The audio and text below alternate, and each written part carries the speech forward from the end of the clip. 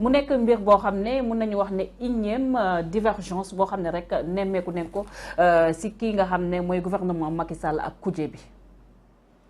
Est-ce que vous n'avez pas comme l'impression que le président Macky Sall ak it gouvernement am dañoo am problème pour am consensus sur seen ay décisions ak ñi nga xam ne ñooy kuje bi.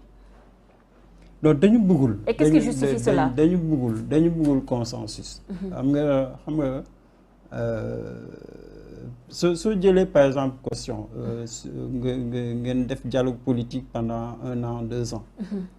yow Macky Sall nga nekk président de la République nga nekk président APR nga nekk président Benno. mais normalement. su fekkente ne yow consensus ngay seet. mënu président de la République ak chef de parti mënuma toog 2 ans ma bàyyi leen ngeen ñu waxtaan su ngeen paree waxtaan jubóo du am. amul fenn fi nga xam ne mën nañu wax ne tey jii d'accord ngeen mais loolu da nga bëggul consensus. Abdou Diouf waxul toogul ak opposition bi 2 ans même pas 1 an. code de consensuel 1992. mais Abdou Diouf dafa jël responsabilité confier dossier bi ñeneen. pouvoir toog opposition toog ñu waxtaan. mais bu ñu d'accord Abdou Diouf dane man bon bàyyi naa j'applique rigoureusement li ngeen di convenir. mais Macky Sall mënul loolu. amul si tu veux calcul yi dafa bari. Cette élégance républicaine, on peut dire. Cette élégance républicaine, cette responsabilité-là. La politique, c'est une question de responsabilité. Que man am naa chance nommé nañ ma élire nañ ma maay nekk président de la République. mais sa responsabilité de gérer ce parti wala sa coalition. sa responsabilité mooy nga gérer le jeu politique. yow yaay garant bi. c'est comme un chef d'état-major. suñ la confier état-major d'un pays ça ne veut pas dire que xam nga dara ci armée.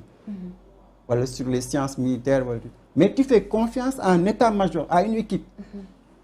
loolu tax suñu armée kenn mënu ko déstabiliser de l'intérieur. parce que ñoom ñëpp dañu d'accord que armée lañu war ñu def politique am nañu ay règles. mais politique c'est la même chose. loolu la Macky defe naa jëlul ko en compte c'est que tu es président de la République xeex ngeen ba am 2e alternance 5 ans laa am damay stabiliser démocratie bi. mais defu ko. au contraire suñu démocratie dafa gën a instable. Exemple par exemple 2 ans ngeen di discuter seen biir après 2 ans ngeen di dem élection locale amul jubóo. Finalement ñi nga xam ne ñoo assisté woon ci dialogue national dialogue politique bi est-ce qu'ils n'ont pas été piégés aussi par le président de la République finalement? Oui, c'est des calculs.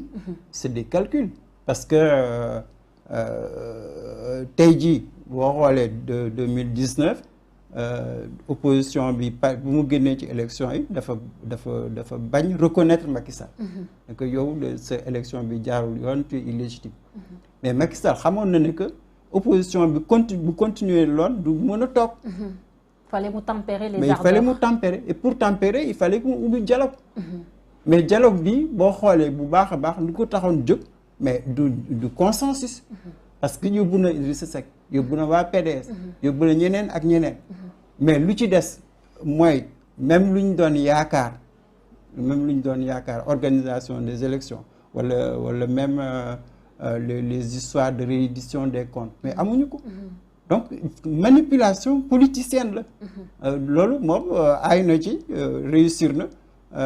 léegi maintenant est-ce que loolu dina ko jural jàmm wóorul parce que soo gisee opposition ni mu réagir bon à la limite que ñoom seen yaakaar dafa tas ci Macky Sall. et loolu baaxul. président de la République waroo tax nit ñi waroo tas yaakaar. muy politicien bi muy population bi muy société civile. yow yaay garant bi. donc tas yaakaar réew li muy indi toujours fitna lay indi. soo gisee 2012. nit ñi tiit ragal Abdoulaye Wade politicien la. ñëpp ak ko fam mais 2012 soo demul woon bi leneen lay jur ci Sénégal. parce que fonction président de la République moo tëddee noonu soo nekkee président de la République jéemal xool stabilité bi bul xool sa parti bul xool sa coalition. kon finalement mun nañu wax ne événement mois de mars dernier yi nga xam ne mun nañu wax ne yëngaloon na bu baax état bu Sénégal le président de la République Macky Sall génne je vous ai compris finalement il n'a rien compris de des revendications de la jeunesse sénégalaise. Non, même en tout cas lu mu comprendre c'est trop politicien. C'est trop politicien. 2021 léegi ñu ngi ci 2022 mais li mu digoon ci plan d'urgence pour l'emploi lan la ci def donc c'est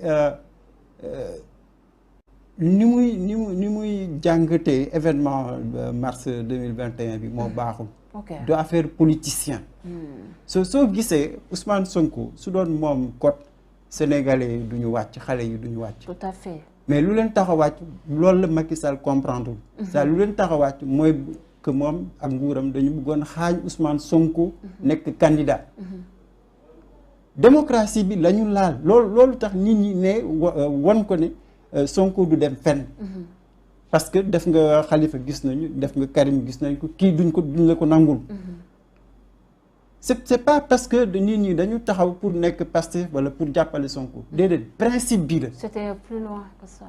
C'était plus profond que ça. Parce que par expérience gis nañu Karim fu mu mujj dañ ko exilé. Khalifa dañ ko écarté du présidentiel.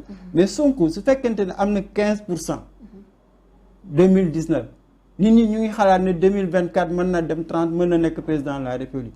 ñu gis ne yow kooku da nga nekk ci yoon pour xañ ko.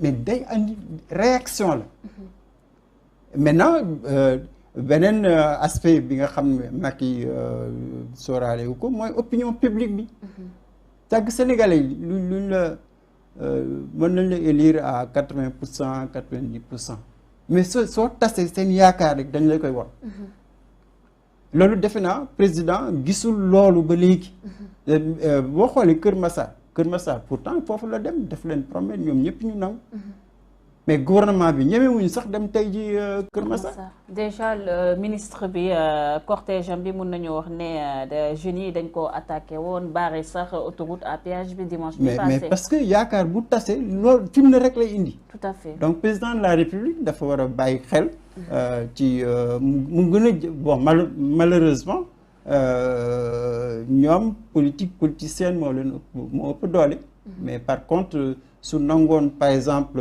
événement mars bi mu amee ba pare boo xoolee sax Sëñ Mountakha initiative bi mu jël pour dem waxtaan ak mouvement pour la défense de la démocratie loolu waroon na xelal Macky Sall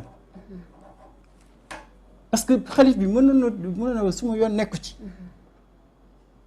mais am na lu mu gis am na lu mu dégg xam ne lii du jur jàmm mais mënoon na toog Touba ne def appel général mais non dafa ne émissaire la nommé pour dem toog ak ñooñu mais débat boobu ana conclusion yi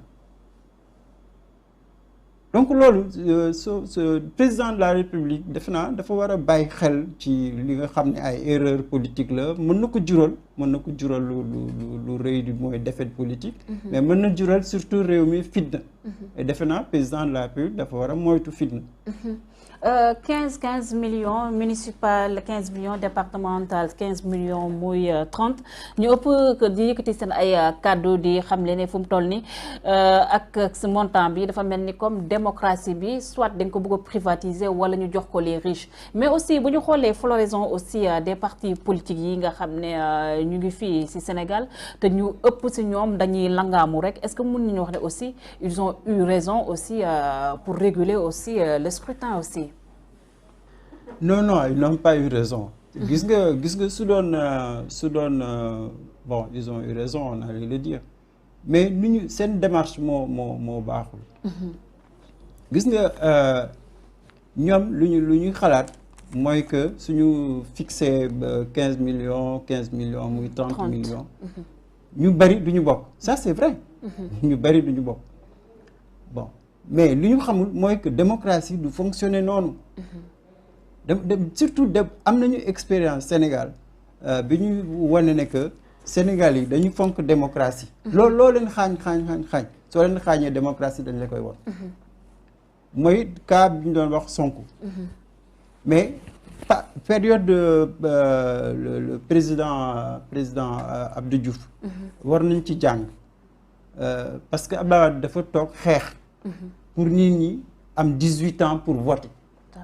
daf ko xeex ay at. mais pour ñu nangul ko. Abdou Diouf dafa gis ne que xale yi su jëlul décision boobu. mën na indi fitna ci Sénégal. gis nga période boobu période Abdoulaye Wade ak Abdou Diouf.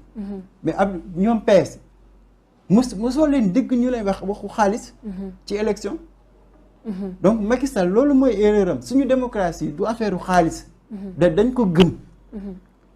et soo gisee sax nit ñi boo demoon tey jii nga am ki nekk milliardaire ki nekk millionnaire tuddee ci gox gi Sénégalais dëgg nga leen tànn leen ku ñu xam la ñuy tàmm. ku ñu wóolu la ñuy tàmm duñ tàmm mukk ki nga xam ne kii parce que alalam wala juddam. ci suñu culture la bokk. donc ça veut dire que tey jii frustration loolu nar a indi. parce que société civile am na ay responsables am nañu ay leaders ñi nga xam ne ci gox yi la ñu juddoo ci la ñu màggee. suñu mënul am 15 millions wala suñu mënul am 30 millions mais du ñu bokk. suñu bokkul frustration la ngay indi. bon ñaareel bi mooy que ñoom duñu def attention ci danger bi. c'est-à-dire soo dugalee xaalis ci élection comme caution. gis nga APR ak Benno lu mu laaj ci xaalis dinañ ko lijjanti. mais opposition bi amul xaalis boobu. tout à fait. mais dinañu lijjanti ñoom tamit. et loolu conflit politique la. lay indi suba. parce que Macky Sall su dee man yow candidat maire man Benno laa jox xaalis bi. Macky Sall moo nar financer campagne Benno. donc ku mu mënti financer il faut nga nangul président bi autorité am. soo nangul autorité président bi daf doo nekk candidat. donc même seen biir xaalis bi dina indi coow seen biir. donc élection il faut que majorité bi xam ne que démocratie bi moo lal Sénégal du xaalis. donc mënoon nañu def comme yenn réew yi caution symbolique. caution symbolique gis nga filtre du xaalis du 15 millions yi mooy tax ñu fal la wala ñu bañ a fal lu tax ñu lay fal mooy confiance bi. nañu bàyyi électeurs yi choisir nañu bàyyi également ku am ambition pour diriger maire na nga nekk candidat mais na nga joxe caution symbolique mais le plus important filtre bi nga xam ne daal filtre ñu bàyyi Sénégalais dem vote loolu mooy démocratie. soo gisee ñu société civile bi di yuuxu fii ak fan mais di nga dégg Union africaine di nga dégg yenn institution des Nations Unies. Sénégal dafa nar a def erreur juridique. c'est-à-dire constitution Sénégal mayul loolu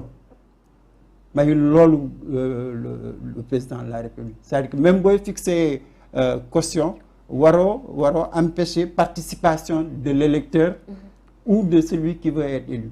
Tu es en porte-à-faux avec la loi, avec la Constitution et même les conventions certaines conventions internationales que le Sénégal a ratifiées ne sont pas du tout dans cette logique-là. Donc ça veut dire que, en tout cas, même au cas extrême,